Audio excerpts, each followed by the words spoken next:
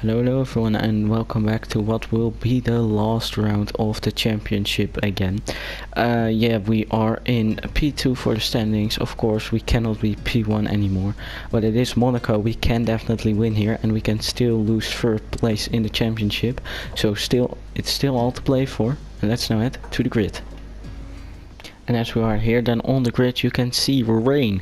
We're actually very far down the grid order, so yeah, it will be interesting as we maybe need to make up a few positions for the championship. It won't matter that too much. Neves cannot win the race and Bedusov cannot finish in P2. That is all we need to know for a championship, so let's now start the race. As the 500 lights now are now coming on, and you can see that we're actually way down in P9. Haven't been this low all season long. As we get underway, we actually get a lot of rain and a lot of oversteer here. Can we maybe get past Schiffer into the first corner? No, we can't, so we have to brake because we of course cannot drive through him. Koski is trying to go upper inside, and we actually see Barnes for the first time ever. Didn't know he even competed in this championship. That's quite funny. So we go up the hill for the first time in Monaco, now getting onto the casino section, where we of course drive over a parking lot and now into the hairpin section here in Mirabeau. Can we get past Calarc? No, we can't. We do have to watch out, as it's of course very narrow streets here. So we go down the inside here in the hairpin. Will it stick? I'm turning as much as I can. It's actually a successful move that looked really beautiful. At least for me it did. And as we are now behind Schiffer, of course our title rival, who is of course now just driving here because he can. He doesn't have to drive, as he already wrapped up the championship. Can we maybe go around the outside into the casino section? Yes, we can. Around the outside of a championship rival. And of course Belousov is more of a championship rival as of now, so maybe we can also overtake him as we go purple through sector 1, which of course isn't weird in lap 2. Can we maybe overtake him in the hairpin? No, we don't. We look elsewhere to maybe overtake him. This is of course a very narrow bit of racetrack. And he's going so slowly compared to what we can do. We really have to go really slowly here. It's unbelievable. On the straights of course he will be faster, so that will be really annoying. So we get a lot of oversteer of course on the dry part with wet tires. That won't work quite well. So we send it down the inside. Oh, he actually goes over the curb and fights us back. But we do manage to keep the position cleanly. And that is us up into P5 and now heading towards Atier. So we are now coming onto the main straight. I should have massively underfueled the car because I'm only gaining back fuel as we do set the fastest lap of the race. So we are the fastest car actually now on track, as we were also held by Belousov on the same lap. So there's a lot of potential for this race. So let's see if we can use that. Into Mirabeau now as we go purple again. We have caught up to Atier and Tremblay, of course the 2008 McLaren and the 2010 Red Bull. It more feels like a show race now than a real race, as we are just catching up to all the guys and giving them a nice overtake of ours. So yeah, a bit of a weird race as we do not have a championship to fight for anymore, but we can maybe win the race and redeem ourselves today.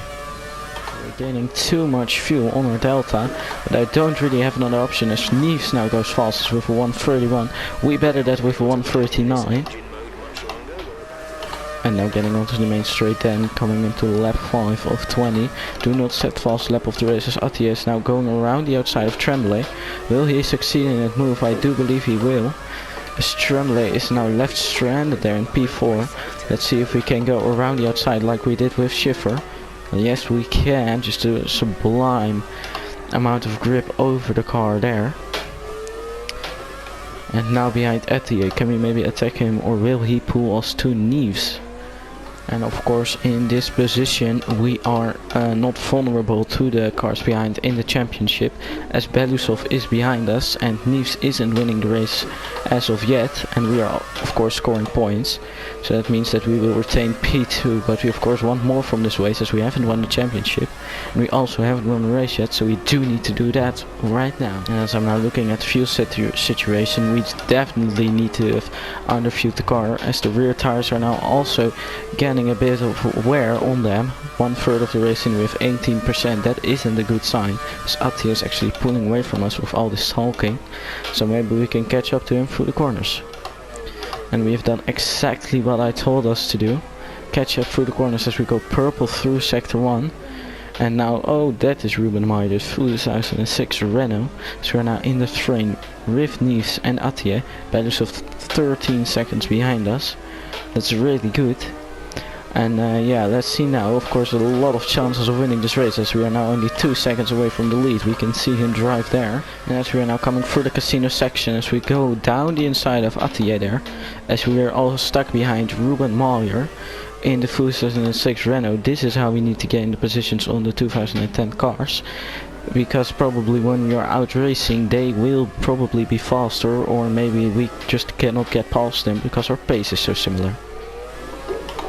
Coming onto the main straight now with a little bit of a squirmy exit. Attier right behind us. Will we try something in turn 1? He will try to go around the outside of us actually. We defend the inside and that works, as Nives had a little look up the inside of Ruben Meyer. It's already kicking off now as there are 3 fast cars behind 1 slow car and we cannot seem to get past. Or maybe we can around the outside of Nives into the casino section here. Do we make it stick? We do have a bit of understeer and that turns into oversteer. But we are up into P2 and now it's just maybe an easy overtake on Ruben Meyer, as Nives couldn't get past. So let's see what he has to offer for us, as we do need to get past now to win the race. So we are now closing in on the main straight. I actually don't know the top speed of the 2006 Renault. I know that it isn't too great off the line, but more than that I actually don't know about that car. So we have 1 extra lap of fuel. And Jeff tells us to kick it up into a faster engine mode, but we actually do not have the luxury of that, as we do need to manage oversteer. So we're actually getting oversteer up the hill here. Can we maybe go down the inside of the Renault? He goes wide for us to leave us the space, and we actually go into P1 with that move. And let's actually see that move again. So now as we were heading up the hill here, as we had a little look down the inside, the Renault went wide and we just could pass him very easily there. And now Nives is stuck again with Attier behind Ruben Meyer. So we now head on to the main straight. Do we set the fast lap of the race? No, we don't, but we do set a personal best with a half a second. So let's push this lap to maybe see if we can get the fast lap of the race. Through the last corner, he isn't really hindering us and maybe even giving us a nice slipstream. And we go fastest with a 128.111. Massive track. Oh, a lot of traffic ahead of us actually. So all the bad cars are now getting up on the order, it seems, with everyone just being held, or everyone isn't able to pass the bad cars. Of course with the random grids, as we get held here by Letterno Carrera. There's actually a lap car going down or inside. Can we maybe make it 3 wide into the hairpin? Yes we can. Wasn't maybe the smartest move, as we turned the wheel full lock. And that will look like a very nice thumbnail if you ask me. With the goals of lapping Jonas Schiffer by the end of the race, we are doing good business as we do a purple second sector, only lose 3/10 on the fastest lap of the race, of course set by us. So now we need to watch out that we don't get wing damage of course into turn 1, and I think that is them heading now through the chicane right below us. And now we have actually caught up to Barnes as we set the purple fastest sector of the race, middle sector, sorry. So this is actually the first time that I've caught up to a C1 car. He held us up, so this isn't going to be a fast lap of the race. But yeah, these cars just look absolutely fabulous.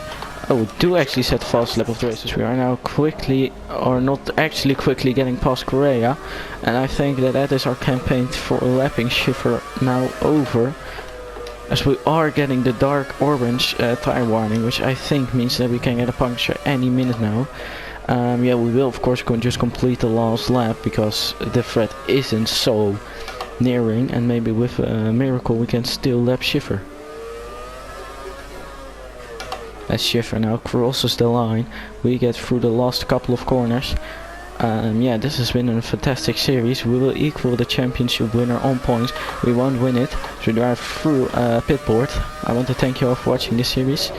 And looking at the result then, coming from P9, I think this has been an amazing race. So we even lapped 1 of our own class. And now looking at the overall results, we have put cars on 2 laps behind us. If we watch the standings here, you can see we are P2 on the same amount of points. closer than this you can't get it. Yeah, that's just impossible because we have the same amount of points.